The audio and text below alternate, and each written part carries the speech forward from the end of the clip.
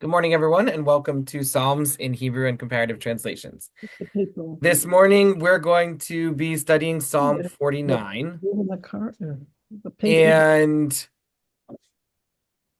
and next week on the 28th, we're going to do Psalm 50. I I had been thinking that maybe after doing 50 Psalms, we might take a short pause and sort of think about which of the Psalms that we've done so far have impacted us the most. And to have sort of a week or two where the format shifted a little, and instead of doing new Psalms, we did a little bit of, comparison, uh, pausing. I even thought maybe an art project. I thought that because I um last week I had the opportunity to go to the Rabbinic Training Institute, also known as Rabbi Camp, right? Just 5 days of like really deep um, on continuing education for me. And one of the things that I did was I took sort of a very basic level art class, and we talked about the way we could use art in our teaching and in our practice. And it sort of felt to me like maybe having everybody choose their favorite verse from the first 50 Psalms and do something artistic with that. It doesn't have to be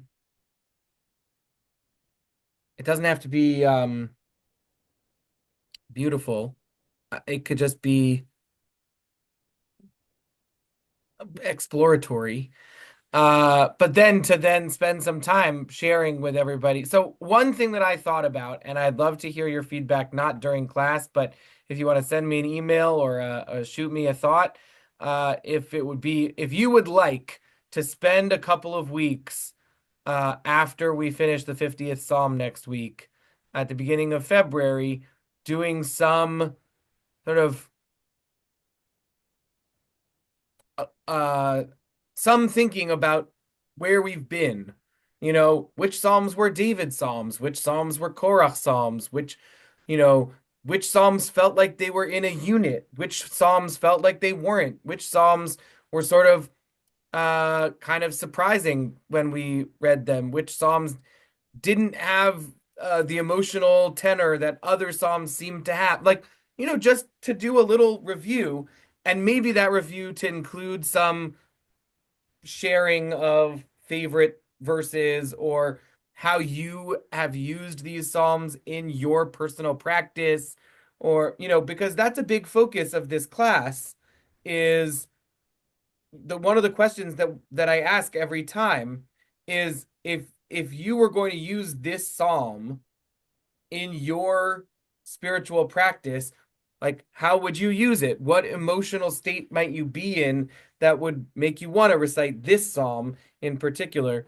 And so, anyway, if you'd like to spend a couple weeks on that, let me know. And if you would really not like to, and would really like to forge ahead and start Psalm 51 right away, also let me know about that too. I'm completely I don't need to pause.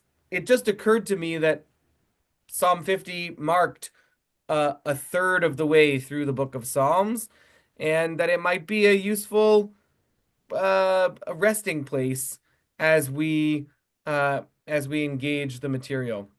So let me know. Um, but today we're going to do Psalm 49, and next week we're going to do Psalm 50. And I think that's the plan for now. All right. Let me share my screen. Like usual, we're going to um I'm going to read the psalm in Hebrew and then also uh in translation. And while I read the psalm, I want you to think about what the emotional tenor of this psalm is. What what do you get from it? And also how would you think about using it in your spiritual practice if you were going to use this psalm? All right, here we go. Lamanatseach livnei Korach mizmor. Shimu zot kol ha'amim, ha'azinu kol yoshvei chalad. Gam b'nei adam, gam b'nei ish, yachad ashir ve'evyon. Pi yedaber chochmot, ve'hagut libi tvunot. Ate lemashal ozni, eftach bechinor chidati. Lama ira bimei ra, avon akave yisubeni. Habotchim al chelam uverov oshram yitalalu. Ach lo fado yifde ish, lo yitain lelohim kofro, v'yekar pikadon nafsham, v'chadal leolam. V'chi od lanetzach, lo yireh hashachat. Ki yireh chachamim yamutu, yachad kasil uvar yovedu, ve'azvu la'acherim chelam. Kirbam batemo leolam, mishkenotam ledor vador, karu bishmotam ale adamot. Ve'adam bikar bal yalin, nimshal kabemot nidmu, zed darkam kesel lamo, va'acharehem befihem yirtzu sela. Katzon lishol shatu mavet yiraim, vayirdu vam yisharim laboker, v'tzuram levalot sheol mizvul lo. Ach Elohim, yivde nafshi miyad sheol, ki yikacheni, Sela. Al tira ki yashir ish, ki yirbe kavod beito, ki lo v'moto yikach hakol, lo yered acharav kavodo, ki nafsho b'chayav yivarech v'yoducha ki tetiv lach. Tavo ador avotav, ad netzach lo yiru or. Adam bikar velo yavin, nimshal kabehemot nidmu. For the leader of the Korahites, a psalm. Hear this, all you peoples. Give ear, all inhabitants of the world, both low and high, rich and poor alike. My mouth utters wisdom, my speech is full of insight. I will turn my attention to a theme, set forth my lesson to the music of a lyre. In time of trouble, why should I fear the encompassing evil of those who would supplant me, those who trust in their riches, who glory in their great wealth? Ah, it cannot redeem anyone or pay one's ransom to God. The price of life is too high, and so one ceases to be forever. Shall anyone live eternally and never see the grave? For one sees that the wise die, that the foolish and ignorant both perish, leaving their wealth to others. Their grave is their eternal home, the dwelling place for all generations of those once famous on earth. Mortals do not abide in honor. They are like the beasts that perish. Such is the fate of those who are self-confident, the end of those pleased with their own talk. Selah. Sheep-like, they head for Sheol, with death as their shepherd. The upright shall rule over them at daybreak, and their form shall waste away in Sheol till its nobility be gone. But God will redeem my life from the clutches of Sheol by taking me. Selah. Do not be afraid when someone else becomes rich, when their household goods increase. For when they die, they can take none of it along. Their goods cannot follow them down.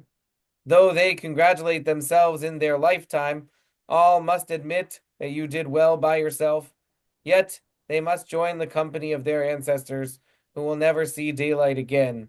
Mortals do not understand honor. They are like the beasts that perish. And I'll read another translation. This is the contemporary English version. A psalm by the clan of Korach and for the music leader. Don't depend on wealth. Don't depend on wealth is the title that the contemporary English version Bible gives. It is not a translation. It's their own title. Listen. Sorry, everyone on this earth. Now listen to what I say. Listen, no matter who you are, rich or poor, I speak words of wisdom and my thoughts make sense. I have in mind a mystery that will I will explain while playing my harp. Why should I be afraid in times of trouble when I am surrounded by vicious enemies? They trust in their riches and brag about all their wealth. You cannot buy back your life or pay off God. It costs far too much to buy back your life. You can never pay God enough to stay alive forever and safe from death. We see that wise people die, and so do stupid fools. Then their money is left for someone else. The grave will be their home forever and ever, That's although right. they once had land of their own. Our human glory disappears, and like animals, we die. Here's what happens to fools and to those who trust in the words of fools. They are like sheep, with death as their shepherd, leading them to the grave. In the morning, God's people will walk all over them as their bodies lie rotting in their home, the grave. But God will rescue me from the power of death. Don't let it bother you when others get rich and live in luxury. Soon they will die, and all their wealth will be left behind. We humans are praised when we do well, and all of us are glad to be alive. But we each will go down to our ancestors, never again to see the light of day. Our human glory disappears, and like animals, we die. Whoopee. All right. Alba. This, for me, is the prototype for Ecclesiastes chapter 3. There's nothing new under the sun. We all drop dead. We all live. We come from nothing. We go to nothing. So, what you make in between, it's toys to keep you going. And then you drop dead. And recently, for some dumb reason, I've been really stuck on that stupid song by Life of Brian. Always look on the bright side of life.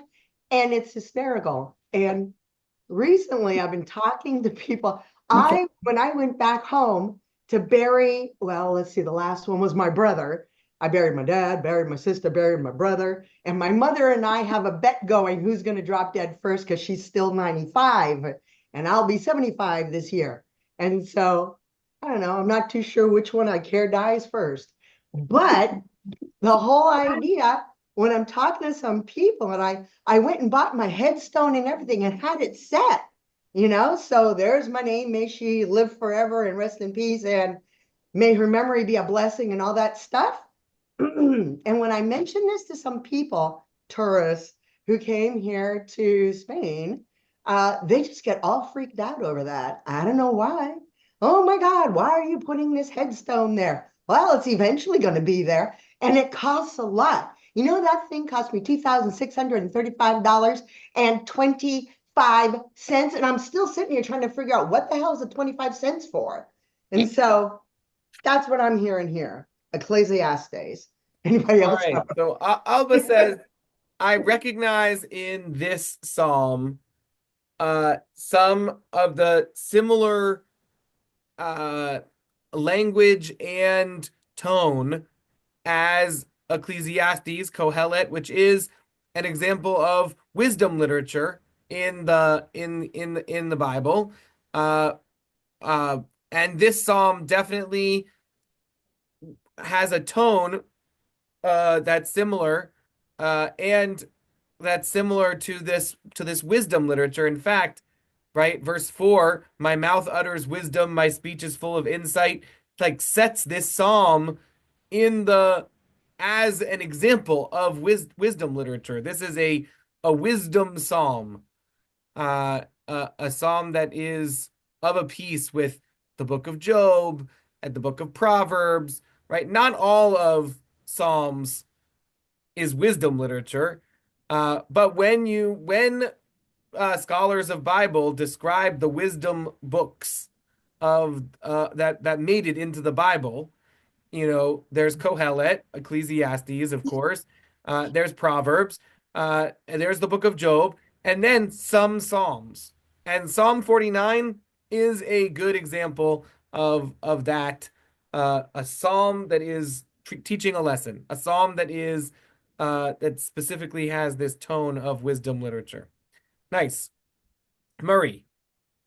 To me, it is a psalm a wake-up call, especially to those that may be attending a funeral or the death of a loved one, and there's a crowd gathered, and I can envision a preacher with a staff, big and draped in sackcloth, and saying, "Wake up, people, while you're still alive.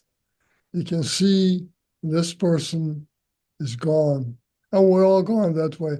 But you have the opportunity to mend your ways, to change, to live a life according to the guidelines that have been given to you and to God's guidelines. Wake up and remember that in the end, we will all end up this way, but we have the opportunity to do something good, to live an exemplary life, to help others, etc., etc." Nice.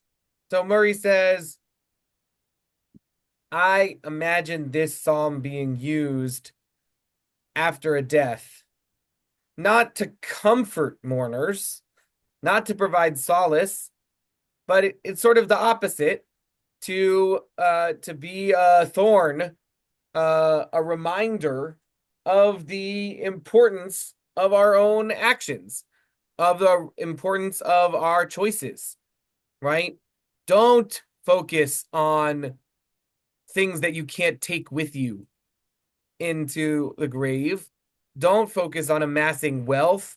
Don't focus on this stuff of the physical realm that is temporary, right? All of that, that is just a useless pursuit of wind, to borrow a phrase from Kohelet, to borrow a phrase from Ecclesiastes.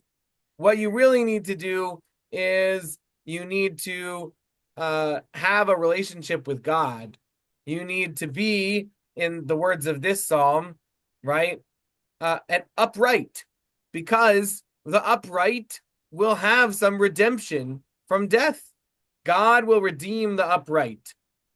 God will redeem the upright from the dead. God's going to reach down into Sheol and scoop up the souls, the beings, the essence of the ones who followed God's teachings and God's ways in life, and God's going to unify with them and not let them rot forever in the grave, right?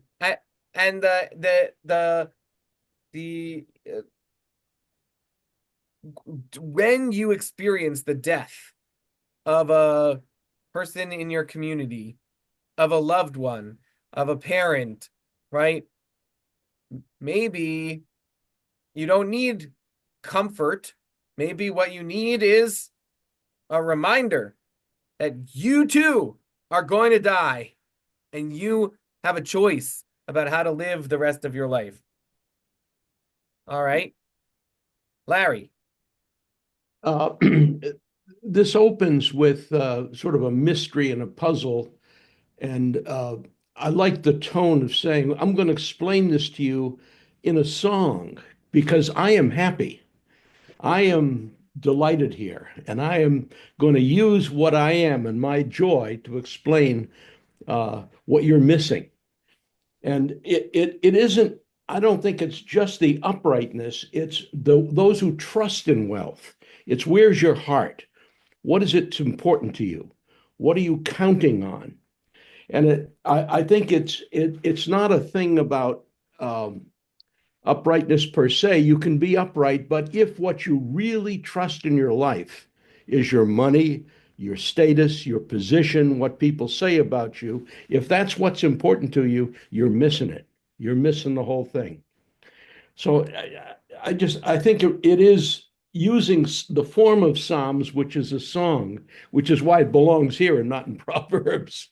It's just the joy of singing this in a state of death. You know, this agrees with what everyone else is saying. It's just sort of he understands that this is a mystery and it takes explanation for you to get this. It's not obvious, people. Listen to it. And it's not just the money or not money, or righteousness, not righteousness. It's where is your trust? Where is your rock? What are you counting on? Nice. So when you were talking, I heard this sometimes the format of wisdom literature, especially Proverbs and Kohelet, doesn't lend itself to really um to being heard or listened to. It sounds like judgmental lecturing or pithy stayings, or the book of Job is a little different because the book of Job has a narrative structure. But even in the book of Job, if you've tried to read it, there are big chunks of the book of Job that are very hard to read. And part of it is the style and the tone of it. And so I was thinking of that Jim Croce song. Uh, every time I try to tell you, the words just came out wrong, so I'll just have to say I love you in a song, right? Like sometimes the message is so important that it's uh that the vehicle that you use to express yourself has to be a little different. And music lends itself to being able to share an important message that otherwise it would be hard to share, hard hard to share. Um, and so I was thinking about that as you were speaking, and certainly, right, this idea in verse 5, I will turn my attention to a theme, set forth my lesson to the music of a lyre. I'm going to sing this to you. I'm going to explain what's going on uh in a song. And again, with many of these Korachite psalms that we've been looking at the last few weeks, there has been a real sadness that these psalms were songs. And unlike some of the other ones that aren't necessarily fully aware of it, right? Like it could just be a nice poem. Like these ones are fully aware of the musicality of themselves, right? The Korachite school, one of the things that connects these Korachite psalms, even though we've seen them cover very disparate themes, one of the things that connect them is this musicality. They are aware of themselves as being musical pieces, and it's tragic that we do not have the way that this psalm was sung. We just have the words. And so yeah, I definitely hear that. Also, right, you talked about joy, and I wanted to say, right, I think that Ecclesiastes, Kohelet, is very much misunderstood by most people who read it. That it isn't about it isn't only about like the fleeting nature of death, but it is actually about, or the fleeting nature of life and how we're all going to die. But it is actually about what we were talking about at the beginning of this class, which is the choices that you make, right? Murray said, and over and over and over, Kohelet says, so choose joy. So choose joy. Live a joyful life, because that is what you can do. And I think that's part of why, right, Rabbi Jonathan Sachs explains why Kohelet is read on the holiday of Sukkot, which is supposed to be our most joyful time. One way to read that one way to understand that is to say, okay, when you bring in all of your harvest, you might think to yourself, oh, I did this with my own power. And you might forget God. And therefore, we read the most nihilistic book of the Bible in order to get it through your thick skull that you are going to die. And it's not up to you, right? And it's up to God, right? Or we could say, this is our Thanksgiving feast. This is when our storehouses are the most full that they're going to be in the year because the harvest has just ended, but the winter hasn't come, and you're feeling the most joyful that you are. This is Zman Simchatenu, the time of our joy, and it's at that time that it's really important to choose to live a joyful life all the time and not just at the good times, right? Which is a very different way to understand what Kohelet is doing there. Um, and I think that this psalm similarly, right, has within it the possibility of joy, even though on first reading and maybe on 15th reading, it is a pretty nihilistic psalm. I don't agree at all. It's not nihilistic. While he's singing, he says, and by the way, you will live forever if you please God. If God, you take your joy in God rather than your money. There's two or three spots here where the life eternal is mentioned, just subtly dropped into the song, that the grave is not the end. There's more. Yeah, right. I think uh I think right in between the two cellas, we have verses 15 and 16, and right there, but God will redeem my life from the clutches of Sheol by taking me, right? God will surely take me to himself. Like there is a there is a potential eternal life that is separate from the moldering in the grave. But I do think that on first read, Larry, this is a very nihilistic song. I agree with you that there's more to it than that there are layers. But Uh, it's hidden. yeah, I- right. It's a puzzle. It's a riddle. Yeah. It's hidden in a song. But I don't think you would. I think on a first reading and maybe even on a 15th reading, it you you would be forgiven for thinking that this psalm was all about, everyone's gonna die, we're all gonna die, death, death, death, right?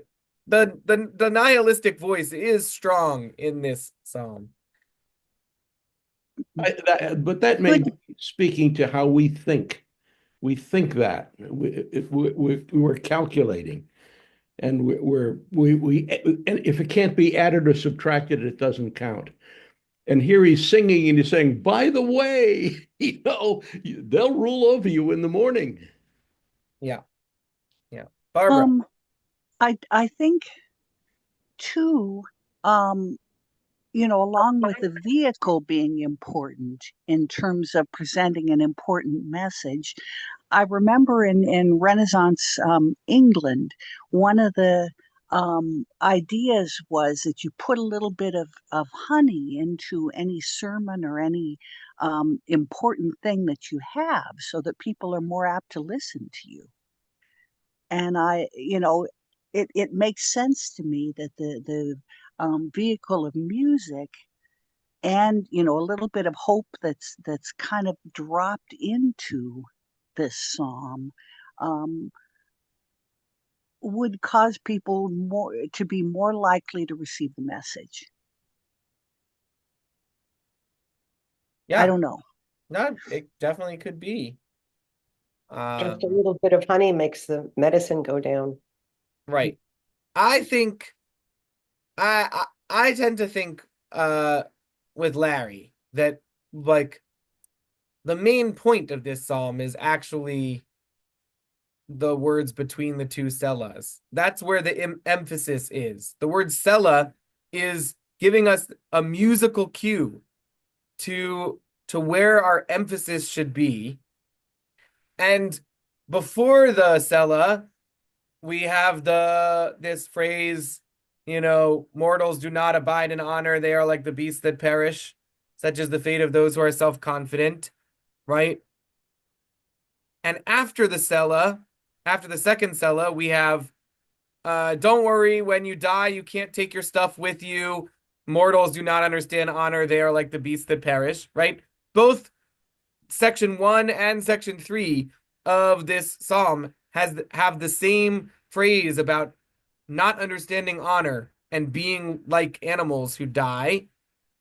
But right in between the two cellas is this very, I think, strongly emphasized piece that is about what true nobility is, what true honor is. Ah, And that is a redemption from death in relationship with God.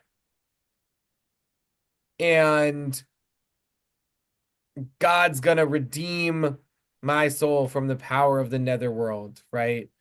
Um, but God will redeem my soul from Sheol. For seeing that I have inclined my ear to the parable, God will take me in my lifetime to walk in God's ways forever.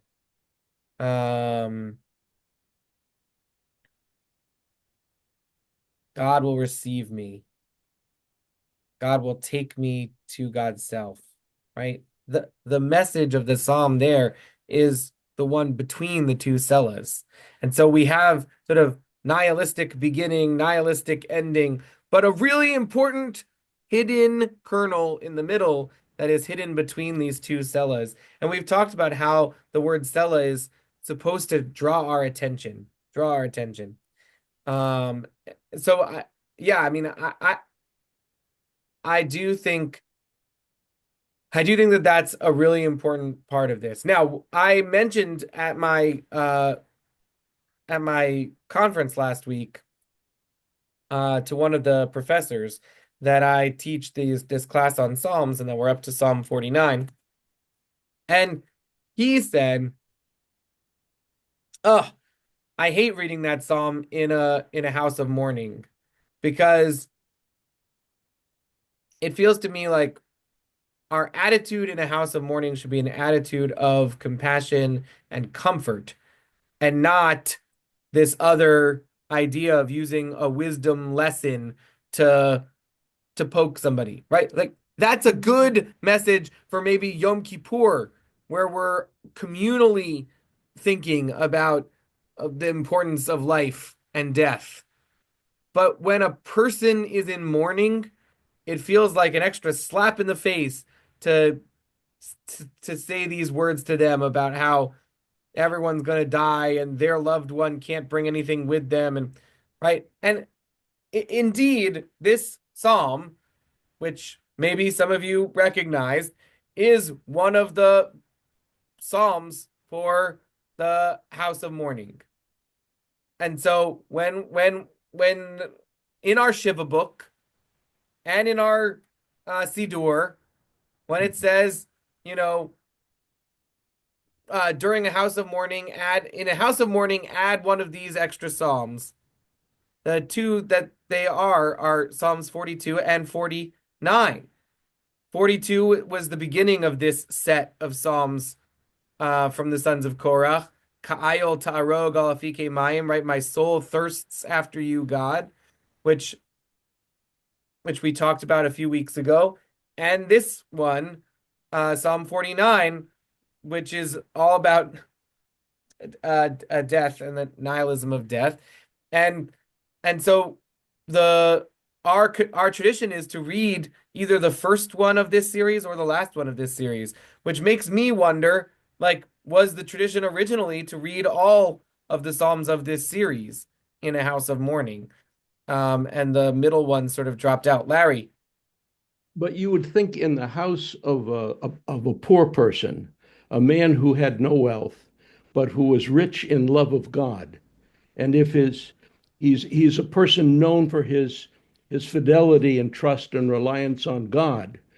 For those who might say, "Oh, but he didn't leave an estate," no, no, this would be such a comfort, I would think, for the family to hear this.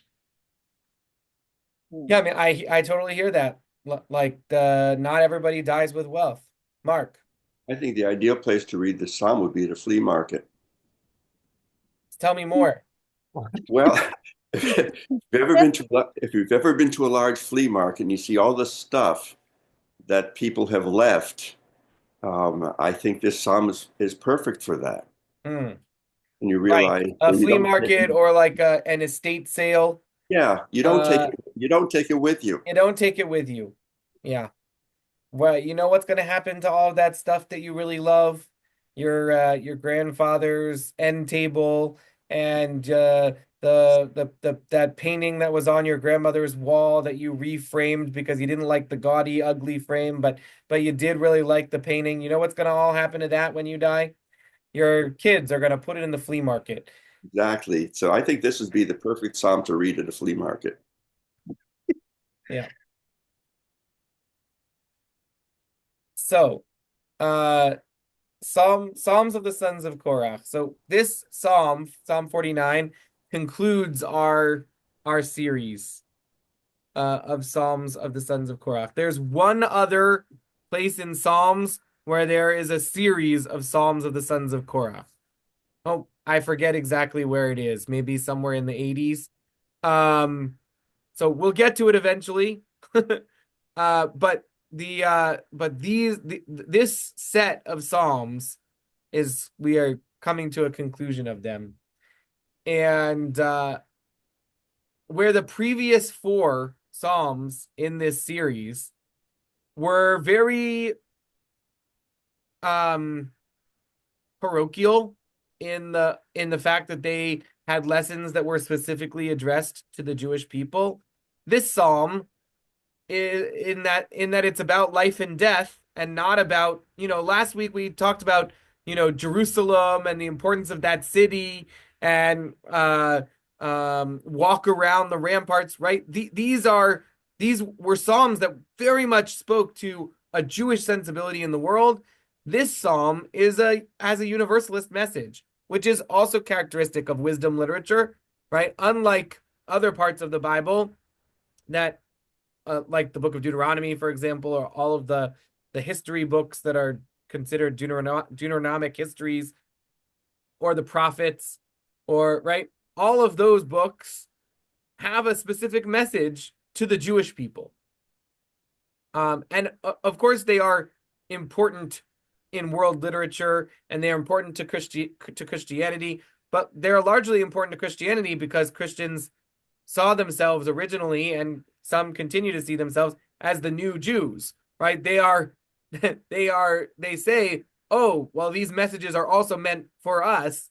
Um, but it's clear that the messages of the Hebrew scriptures are largely for the Jewish people, um, for believers, for the monotheists, for those who are connected to God in this way. The This psalm, like Ecclesiastes, Kohelet, like the book of Job, like some of Proverbs, is very much of a piece with a wisdom literature that is more humanist in its approach, less particular and more universalist. This is a message for all of humanity. It's a message that maybe we don't want to hear it, right? Where maybe it's hard to hear the message about our inevitable fate, our mortality. Traditionally, this psalm is read at the conclusion of services in the house of mourning. Psalm captures the nihilism that can sometimes come with mourning. That's another way to sort of think about it, right? It's not that this psalm provides comfort. This psalm says the quiet part out loud, right? Sometimes in a house of mourning, everybody's thinking, "Oh my God, death! I'm gonna die." And this psalm says that quiet part out loud. This psalm says, "Yeah, spiritual uh, lesson of spirituality is not to hide our fear of death, not to hide the fact that when somebody dies, we're all thinking, oh, it could have been us, or it could be us next, or whatever, right? It's sort of what Alba was saying about, it could be my mother, it could be me, who knows, right? Right. And so there is a nihilism in that, like life is meaningless, death is coming for all of us, right? The the In verses 15 and 16, which we've spent a lot of time talking about, those are the verses between the Selahs. There we get, this is when he says, I'm going to give you the answer in the music of the harp. Maybe that's the answer. The consolation is that some people, the upright, those who connect to God, those who are in relationship with God, they can overcome death. And I think the implication in a house of mourning is that the person who has died, our loved one, is in that category of people who are in relationship with God and therefore connected, and therefore has life eternal, is bound up in the bonds of everlasting life, to say it in the way that El Malay prayer has it.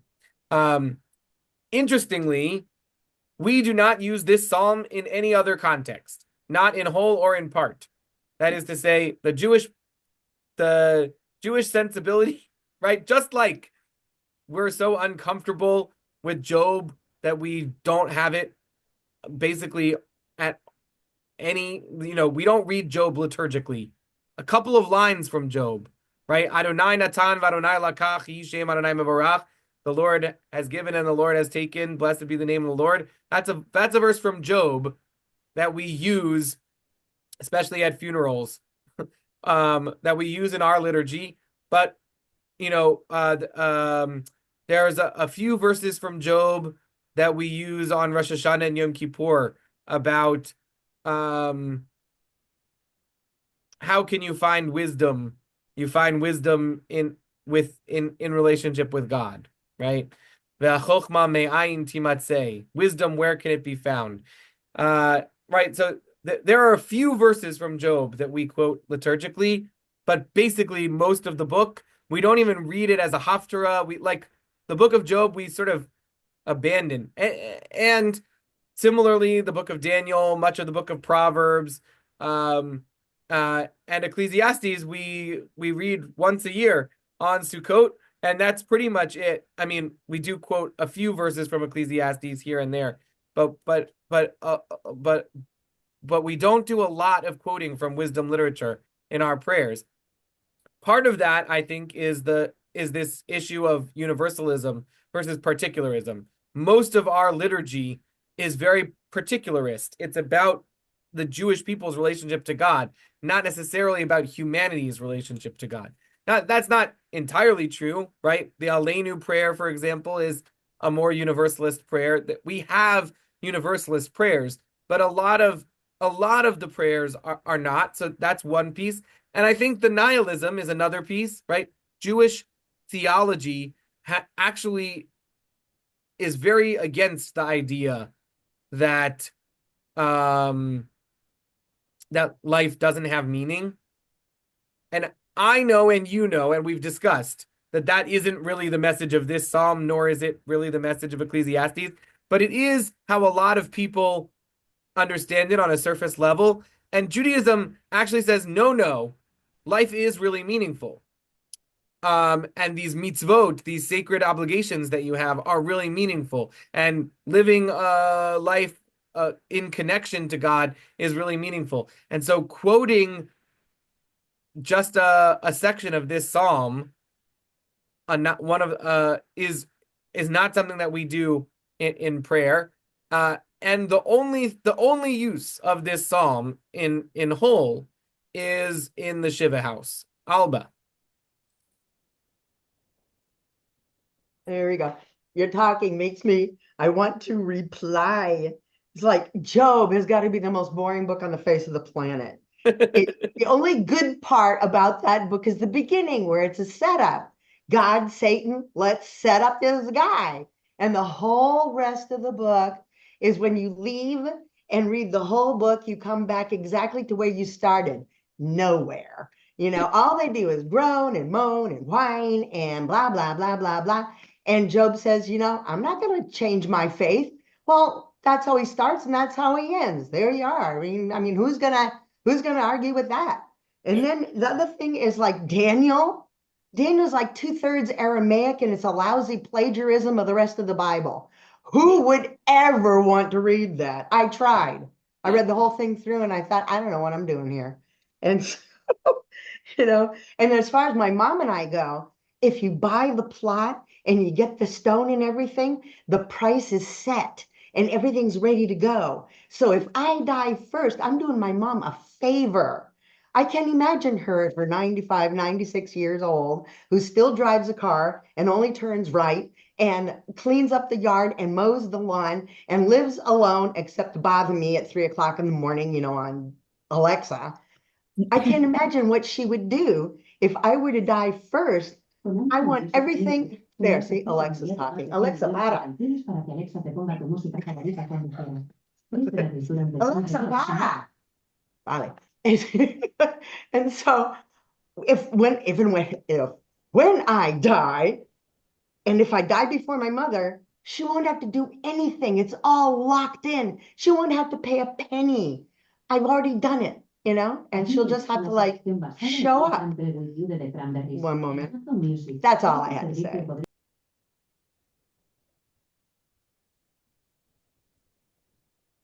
Great. Mark. Rabbi, could you say a little bit something about the sons of Korach? Because everything I've heard about Korach is they all came to a bad end. Obviously, these guys, descendants of them, lasted enough to get it to into Jerusalem. So I'm kind of at a loss as to who were these people and what happened to them. So the traditional answer is that when Korach and his whole community was swallowed up by the earth, a pillar of earth came up from the earth and caught Korach's sons, because their music and the potential that they had to write these songs saved them from inclusion in their father's punishment. But they weren't they sort of live in this suspended world between where we all live and where Korach is descended into the pits of the earth, and they live somewhere in between, writing music. And I think the message there is there's a redemptive power Sort of like the Brill to Building. music. Sort of like The Brill Building in New York, where all the songwriters right. hung out. I think the message is that music is redemptive. So that's the traditional answer. There are other ways to describe it where basically Korach is a member of a discredited Levitical family. But before he was discredited and the story was written into the text to explain his discrediting, before that, he had a whole set of descendants who were very into music. And in fact, the Levites were very into music. And then the amazing thing is that the people who discredited Korach and his family, they were unable to expunge all of this music from the public record because people liked it so much. And so we ended up with Psalms in the book of Psalms that are from that school of Levites, the Korach school. Even though later on, some of the other Levite families discredited that family and wrote this story about Korach and Moses in order to justify or explain their discrediting. So that's another way to think about it. That's a way where instead of thinking about it sort of chronologically the way that it appears in the Torah, you think about it in terms of what is the power dynamic at play here, that the writers of the Torah were dealing with that made them tell this story about Korach to discredit him. And in that version, right, these songs, the songs of the sons of Korach, they outlast even the powerful Levites who wanted to discredit the Korach family. And I think that also says something about the redemptive power of song, or at least about the stickiness of really good music that that you know, Karl Well, Bach. thank you. That kind of Yeah. makes sense. Yeah. Karl Bach wrote all of this beautiful music. And then it came out that he did some not so nice things to women and so a lot of people say I won't sing well, a lot of people in like a particular small circle of Jewish musicians who also care about like being PC and canceling people or whatever. Anyway, there are a lot of folks who are like, I won't sing his music. But there's a much more larger majority of people who are like, well, the music is pretty good, and I can't imagine doing Kabbalat Shabbat without singing some of his tunes, and I'm just not going to attribute them to him. I'm going to say this is a traditional folk melody.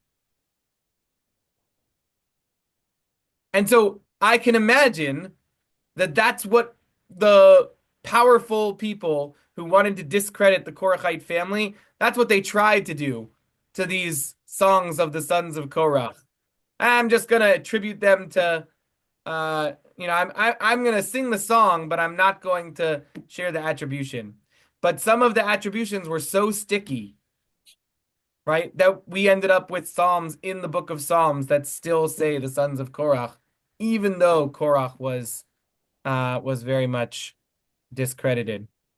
So that's a more, biblical critical way of thinking about it. I actually have a meeting at 11, so I'm gonna draw our class to a close. But I'm gonna close by reading this section from Rabbi Richard Levy. This psalm is traditionally said at a house of mourning during the service that is part of Shiva, the 7 days in which a family remains at home. It is not what we think of as a psalm of comfort. Its purpose is to encourage the mourners and their friends to draw a lesson from the death of their loved one, because life is fleeting, so are material possessions, and so what is enduring about life is the person, and not what we have amassed. The psalm urges us to face the fact of our loved one's death, to recognize that none of us can escape that destiny.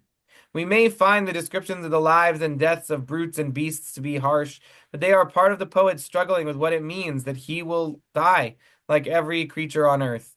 Sometimes it takes harsh words or stark actions to drive home the reality of death. If kicking the bucket and biting the dust seem crass descriptions of death, they also remind us that death can be crass, impolite, harsh, unwanted. Tearing a garment as an outer sign of inner grief, sitting on low stools or the floor, going unshaven for a week, all these traditional Jewish rituals are meant to scratch into our consciousness that something we do not want has happened, and we are the lesser for it. Once we have accepted that, we can look upon the light that still shines for us, the living, and remember how enhanced our own lives have been by the one who is among us no more.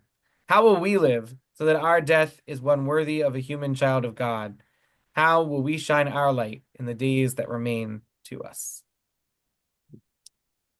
All right. Thank you, everybody. I'll see you next week Thank you, Rabbi. for Psalm Rabbi. 50. Thank Thank you. you very much. Very inspiring. Thanks, Rabbi, and thanks, Thank everyone. you. Really good.